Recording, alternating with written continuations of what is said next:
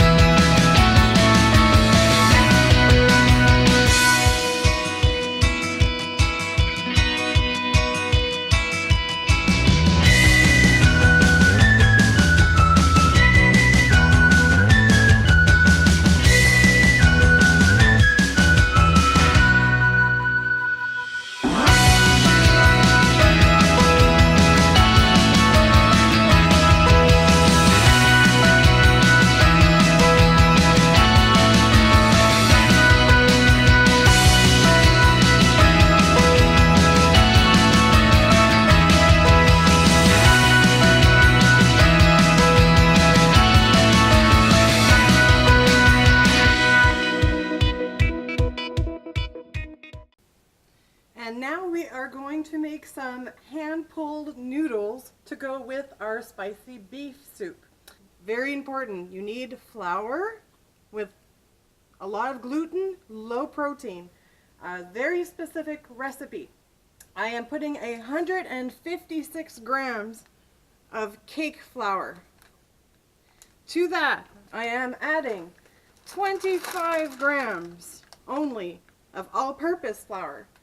Everything has already been mixed together. I'm going to add them, and then you are going to want to put them on your stand mixer on 4 for 12 minutes. You want to go past the bread stage. It's going to become very elastic. I'll show you a little bit later. Okay, so we're getting there. We're not quite there yet. I've been actually kneading this in my stand mixer for, gosh, close to 17, 16, 18 minutes. But you'll see it's got like a Play-Doh texture to it. If you push your finger in it, it doesn't bounce. It's still bouncing a bit too much, but it doesn't bounce back like normal dough would as much. And you can just see the texture's like kind of really stretchy. Still not stretchy proper enough. So we're going to work on that. But you want it also that when it rolls out, it comes out easier. It's getting better and better, but it still needs to be stretched out quite a bit. So from what I've seen online, you start doing a little bit of rolling out like this. Then you grab your two ends, and let's say you turn in one direction of the clock, and then you kind of stretch it out. It's going to break a little bit, so. And then you turn it again, and then you go in the opposite direction. So it's already coming a little bit uneven for me. But the idea is to really stretch out.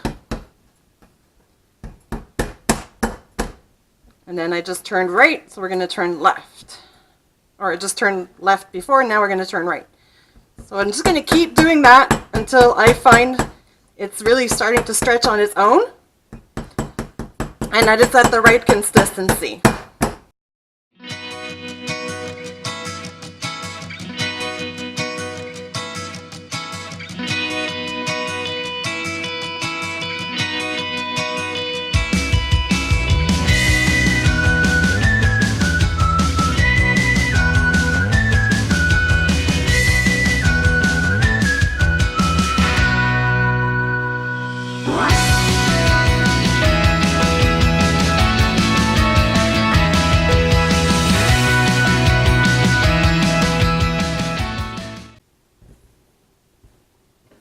to be here for a while. It can take 20 minutes to an hour. A little bit of pulled hand noodle 911. I kept pulling it like I showed you before, but it kept breaking. It was just not going anywhere, and it felt too dry, the dough. So I looked online, and you can just dip it in water. So I filled a bowl of hot water. The hotter the better. And I literally like plunged it in completely and kneaded it until it rehydrated, pulled a little bit, re-put it in the water. I must have done that like 8 times. Like I thought I was putting too much water, but it's still not there, but it's way better. It's like getting there. It was just too dry before. So it's still shredding a little bit, but it's pulling easier and easier.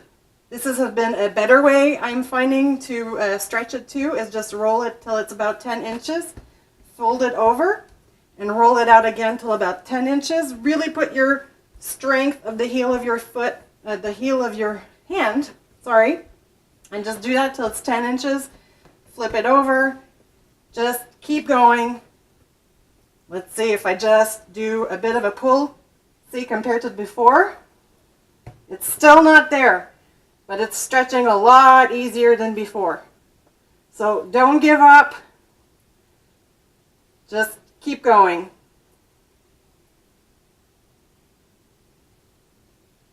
The idea is to be able to do this and pull it a full arm length without it ripping like I just did.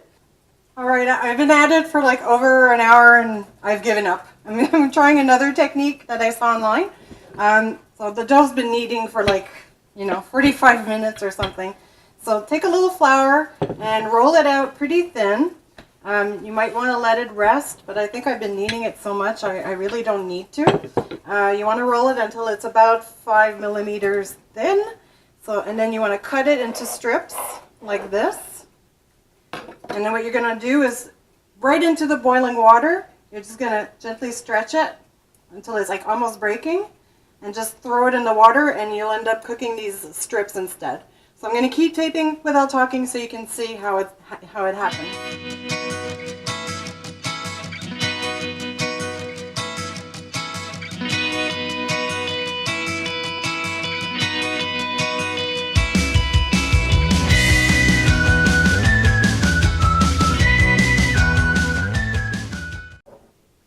And here we have our literally really pulled, not the typical way, but slightly pulled noodles.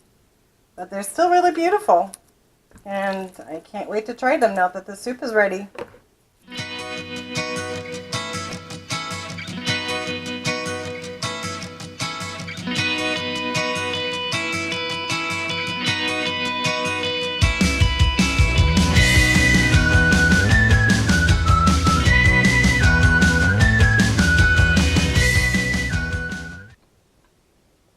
You can really taste the star anise. It's really good.